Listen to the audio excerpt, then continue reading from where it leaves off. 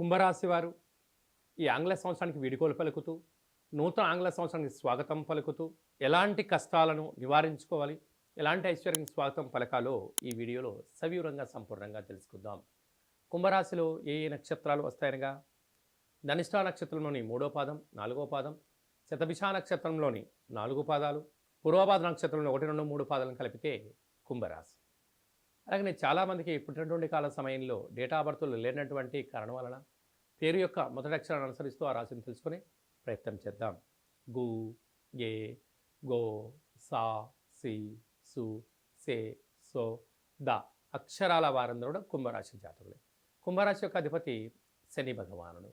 వీరికి ఏళ్ల నాటి శని మధ్యమ సంచార స్థితి జరుగుతూ ఉండడం, 2వ స్థానంలో రాహు, అర్ధాష్టమ గురువు, 6వ స్థానంలో కుజుడు, అష్టమంలో కేతువు, వ్యయంలో రవి సంచార స్థితి, లాభస్థానంలో రవి సంచార స్థితి, వ్యయంలో శుక్ర భగవానుడు సంచార స్థితి ఉండడం వలన అనుకూలత చాలా తక్కువగా ఉంది.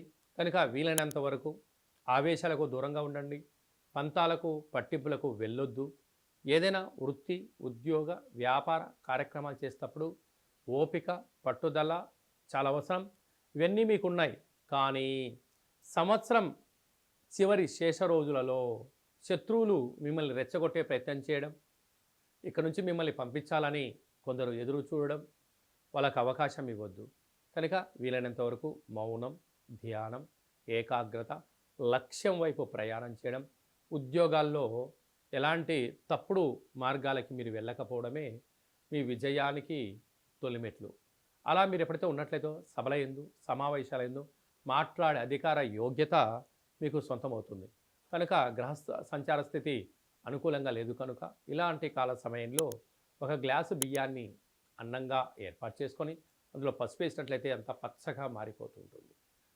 ఒక నిమ్మకాయని పెట్టి, కర్పూరం పెట్టి, దిష్టి తీసి వెలిగించి పక్షులకు దానం చేయడం కానీ, చేపలకు నీటిలో వేయడం కానీ, కుక్కలకు పెట్టడం కానీ దానము చేయడం వలన ఆ గ్రహాలు శాంతింపబడి మీకు నరదృష్టి, శత్రు ప్రభావము, అంతర్గతమైన శత్రువులు మీ పైన దాడి చేయకుండా ఆపుకోవడానికి ఇది ఒక రకమైన మార్గం అని చెప్పి కూడా గమనించాలి.